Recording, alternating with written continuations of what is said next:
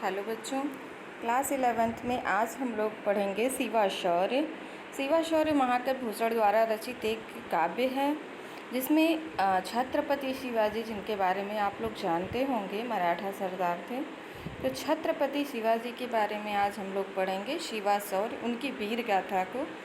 तो लिखे हैं महाकवि भूषण, वीर गाथा के ही कवि हैं। वीरता उन्होंने अपने कविताओं में दर्शाया है। तो आज हम क्लास 11th में पढ़ेंगे शिवा शौर्य है। देखिए स्क्रीन पे दिख रहा है। साज चतुरंग शयन अंग में उमंग धार, सरजा शिवाजी संग जीतन चलत हैं। भूषण भनत नाद बिहद नगारन के, नदी नद मद गैवरन के रलत हैं। ऐल फैल खैल भैल खलक में गैल गैल, गजन की ठैल फैल सैल उलशत हैं। तारा सो तरन धूरी धारा लगत जिमी, थारा पर पारा पारावार यों हलत हैं। अब लिखा है साज मतलब सजा करके। शिवाजी के इसका संदर्भ हम लोग लिखेंगे कि प्रस्तुत पद्यांश हमारी पाठ्य पुस्तक काव्यांजलि में संकलित या हिंदी पाठ्य पुस्तक की काव्य खंड में संकलित महाकवि भूषण द्वारा रचित शिवा शौर्य नामक कविता से उद्धृत है।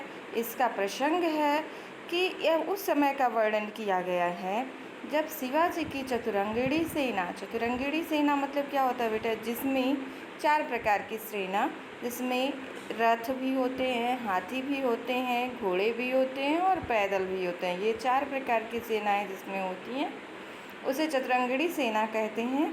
तो कह रहे हैं कि साज चतुरंग, साज मतलब सजा करके, चतुरंग मतलब चतुरंगिणी सेना को कवि कहते हैं, महाकवि भूषण जी कहते हैं कि महाराज शिवाजी, जिनकी उपाधि सरजा है, अभी हम लोग उस नीचे पढ़ेंगे, साज चतुरंग, अपनी चतुरंगिणी सेना को सजा करके अपने अंगों में उमंग धारण कर, अंगों में उमंग धारण कर सरजा शिवाजी, सरजा एक उपाधि है जो क्या कहलाते हैं, बहुत अच्छे सैनिक को मिलता है, वीर को मिलता है।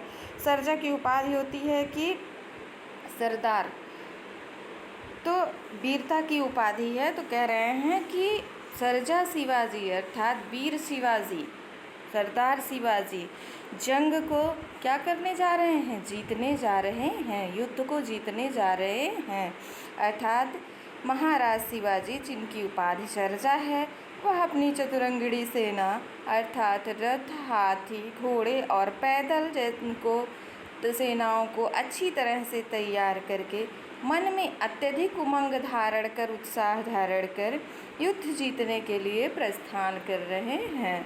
फिर लिखा हुआ है, भूषण भनत नाद बिहद नगारन की, नदी नद मद गैवरन के रलत हैं। आप लोग जानते हैं कि जब युद्ध के लिए प्रस्थान किया जाता है तो बहुत सारे वाद्य यंत्र बजते हैं, जैसे नगाड़े। तो कह रहे हैं कि युद्ध के प्रस्थान कर भूषण भनत, भूषण जी कह रहे हैं कि भनत नाद बिहद नगारन के, जो किसकी आवाज़ है, नगाड़ों की आवाज़ है, वह अत्यधिक भीषण स्वर हो रहा है। और हाथियों के चलने से नदी नद मद गैबरन के रलत हैं, हाथियों के चलने से उनके कनपटी से जो बहने वाला मद है वह इतना अत्यधिक निकल रहा है कि वह नदी बह बह कर नदी नालों में जाकर मिल जा रहा है। फिर कहने का तात्पर्य है कवि के कि हाथियों के जो क्या है, कनपटी से बहने वाला मद है, उसका धारा इतना प्रवाह है कि वह नदियों की तरह क्या होने लग रहा है, बहने लग रहा है। अब देखो लिखा है, ऐल फैल खैल भैल खलक में गैल गैल, गजन की ठैल पैल सैल उलशत हैं। कह रहे हैं कि कोई भी ऐसा स्थान नहीं है जहाँ पर शिवाजी की विशाल चतुरंगिणी सेना नहीं पहुँची है। और ऐसे करने से क्या हो रहा है, ऐल फैल खैल फैल खलक में गैल गैल, ऐसा करने से क्या हो रही हैं कि सब जगह गली गली में, अब देखो ऐल फैल मतलब यहाँ वहाँ, खैल भैल मतलब खलबली पड़ गई है, खलक में गैल गैल मतलब संसार में, खलक मतलब संसार में, गली गली में। कह रहे हैं उनकी सेना के चलने की वजह से वहाँ पर गली गली में क्या हो गई है, खलबली मच गई है। ऐसा कोई स्थान नहीं बचा है कि क्या हो जहाँ पर शिवाजी के सैनिक ना पहुँचे हों। गजन की ठहल फैल सैल उलझत हैं और हाथियों के धक्के मुक्के से बड़े बड़े सैल मतलब पहाड़ उछलत हैं, मतलब उखड़ जा रहे हैं। बड़े बड़े पहाड़ क्या हो जा रहे हैं, हाथियों की भारी भीड़ के कारण आपस में धक्का मुक्की। ठहल फैल मतलब क्या होता है, धक्का मुक्की के कारण बड़े बड़े पहाड़ क्या हो रहे हैं, उखड़ जा रहे हैं। तारा सो तरनी, अब तारा मतलब एक छोटा तारा जो रात के समय टिमटिमाता है, और तरनी मतलब होता है सूर्य बहुत तेज चमकता है। लेकिन वहाँ पर धूल धारा में लगत जिमी लिखा हुआ है, तो वहाँ पर हाथियों के, घोड़ों के, पैदल के, रथ के चलने से इतनी धूल उड़ रही है कि जो सूर्य है वह सूर्य भी अपने प्रकाश को क्या कर दिया है, धूल में उस सूर्य का प्रकाश खो गया है और वह सूर्य एक छोटे से तारे के समान दिखाई दे रहा है। फिर कह रहे हैं कभी कि थारा पर पारा पारावार यूँ हलत है, और कौन, मतलब पृथ्वी के सेना की भार इतनी ज़्यादा है कि पृथ्वी कांप उठ रही है, और पृथ्वी के कांप उठने से जो समुद्र है वह छोटे पारे के समान हिलने लग रहा है।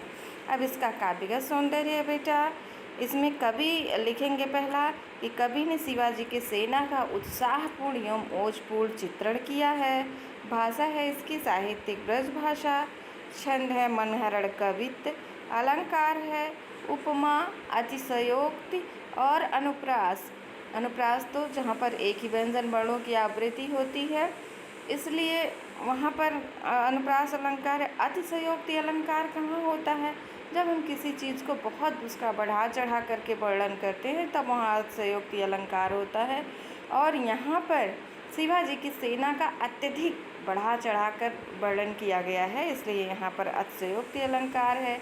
गुण ओज है, अब बढ़ा चढ़ा कर वर्णन करना के मतलब अभी हम लोगों ने पढ़ा कि हाथियाँ जो हैं, हाथियों के चलने से पहाड़ उखड़ जाते हैं, तो हाथियों के चलने से पहाड़ नहीं उखड़ता है, वो कवि की कल्पना है, इसलिए कवि ने उसका बढ़ा चढ़ा कर वर्णन किया है, इसलिए यहाँ पर अतिशयोक्ति अलंकार है। अब अगर आपकी समझ में आया होगा तो चैनल को लाइक और सब्सक्राइब कर दीजिएगा, जिससे मेरे जो आगे जितने भी सारे वीडियोज़ हैं मैं आपके पास भेजती रहूँ। धन्यवाद बच्चों।